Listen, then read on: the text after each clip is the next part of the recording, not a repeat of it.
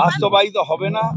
তার কারণ আমরা লড়াই করছি শুধু মুসলমান নয়, যত সেকুলার আছে ফোর্স ভারতবর্ষে, যারা বিজেপির থেকে অনেক বেশি সংখ্যায়, সেই সেকুলার ফোর্সরা সবাই লড়াই করছে এবং তৃণমূল কংগ্রেস লড়াই করছে এই গণতান্ত্রিক বিলের বিরুদ্ধে।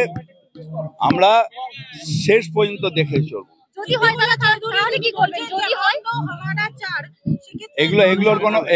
এগুলোর কোনো অর্থ নেই। এগুলো নিয়ে কোনো কথা আমি বলবো না, কারণ এগুলোর কোনো অর্থ নেই। পুলিশ দেখছে, এটা আমি বলতে পারবো না, কারণ আমি এই ব্যাপারটা জানি না। এটা পুলিশ দেখছে, পুলিশ বলতে পারবে।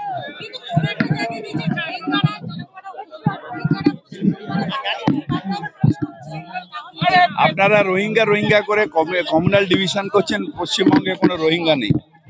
ইন্ডিভিজুয়াল একজন কোনো হোটেলে থাকলে আমরা কি করব, সেটা পুলিশ দেখছে। না, কোনো আতঙ্কের ব্যাপার নেই, এটা আননেসেসারি আতঙ্কের কোনো ব্যাপার নেই। এটা ইন্ডিভিজুয়াল একটা হোটেলে একটা লোক রয়েছে। রোহিঙ্গা বলতে যেরকম বলেন, রোহিঙ্গারা কিন্তু এখানে কোনো রোহিঙ্গা নেই। আর রোহিঙ্গারা সবাই যে টেরোরিস্ট তাও নয়, কিন্তু বাংলায় কোনো, মানে পশ্চিমবঙ্গে কোনো রোহিঙ্গা নেই।